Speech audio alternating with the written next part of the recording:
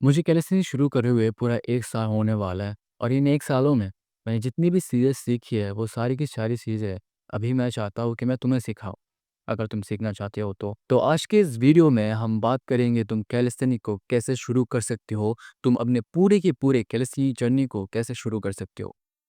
लेकिन उससे पहले मैं तुम्हें एक बात बताना चाहता हूँ। कैलिस्थेनिक्स से पहले मैं होम वर्कआउट किया करता था और मैं बस जिम गया था बस 1 महीने के लिए and I had to love the gym because of financial reasons. और ये सारी चीज़ें मैं तुम्हें क्यों बता रहा हूँ? देखो, कैलिस्थेनिक करने के लिए तुम्हें ना ही किसी जिम की ज़रूरत पड़ेगी, ना ही तुम्हें किसी इक्विपमेंट की ज़रूरत पड़ेगी। तुम्हें बस एक जगह चाहिए जहाँ पे तुम पुल-अप्स लगा सकते हो, पुश-अप्स लगा सकते हो और स्क्वाट्स लगा सकते हो, जो कि तुम्हें अपने कमरे के अंदर ही मिल जाएगा। सबसे पहले हम ये जान लेते हैं कि कैलिस्थेनिक होता क्या है? देखो, कैलिस्थेनिक जो वर्ड है ना, वो एशियन ग्रीक के 2 वर्ड से बनता है, केतोस और थेनोस। देखो, केतोस का मतलब क्या होता है? केतोस का मतलब होता है ब्यूटी और थेनोस का मतलब होता है स्ट्रेंथ। यानी कि ब्यूटी और स्ट्रेंथ। तुम कैलिस्थेनिक को ऐसा भी कह सकते हो कि तुम खुद ही के बॉडी वेट को यूज़ करते हो और भी ज़्यादा मसल डेवलप करने के लिए। और ये चीज़ सिर्फ़ आज के ज़माने में ही नहीं होता है।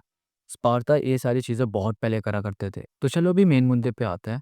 तो कैलिस्थेनिक जो बनता है, वो बनता है इन 3 एक्सरसाइज़ेज़ से। ऑब्वियसली वहाँ पे और भी एक्सरसाइज़ेज़ हैं, डिफरेंट वेरिएशंस, डिफरेंट फॉर्म्स है। लेकिन जो प्राइमरी एक्सरसाइज़ेज़ है, वो 3 ही है, pull up, push up and squats. इन 3 एक्सरसाइज़ेज़ से बनता है तुम्हारा कैलिस्थेनिक। अभी देखो, ये 3 चीज़ें तुम्हें हफ़्ते के 6 दिन करना है, अगले 3-4 महीनों तक। मज़ाक नहीं कर रहा आपको।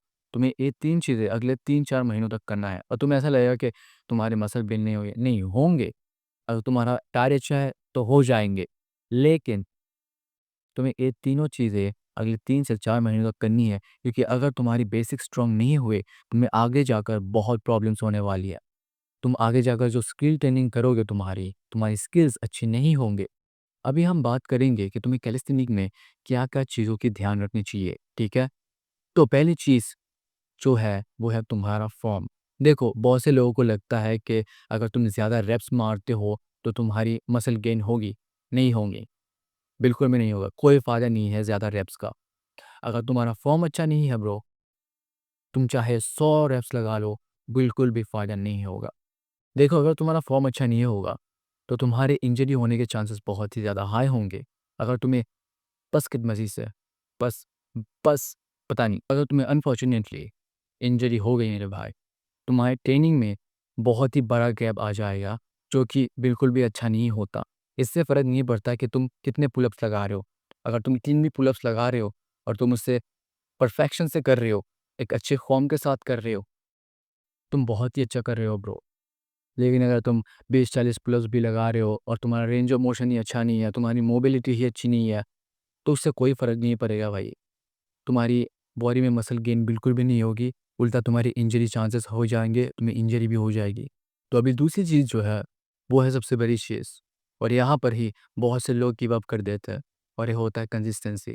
देखो, चाहे तुम जो भी काम कर रहे हो, अगर तुम एक अच्छा काम कर रहे हो और तुम अगर वो लॉन्ग टर्म के लिए कर रहे हो, तो वो आगे जाके तुम्हें फ़ायदा देगा ही देगा। अगर तुम एक बुरे काम में कंसिस्टेंट रह रहे हो, तो वो आगे जाके तुम्हें नुकसान देगा ही देगा।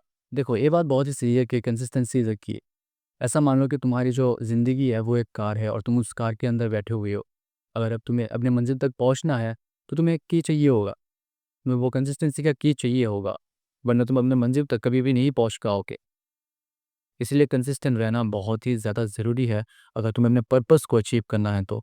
ये सारी चीज़ें थी, अगर तुम्हें कैसे स्टार्ट करनी है तो इन 3 एक्सरसाइज़ेज़ को हर रोज़ करो, हर रोज़ अपने बॉडी को ट्रेन करो और बाकी सब डाइट वगैरह है, डाइट वगैरह अच्छी डाइट वगैरह लो और तुम्हारा काम बन जाएगा।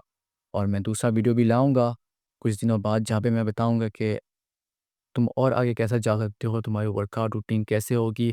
बहुत से वीडियोज़ आने वाली है कैलिस्थेनिक के ऊपर, क्योंकि मैं वो सारी चीज़ें तुम्हें सिखाने वाला हूँ, ठीक है? तो अगर तुम्हें वीडियो अच्छा लगा हो तो सब्सक्राइब कर देना चैनल को, लाइक भी कर देना।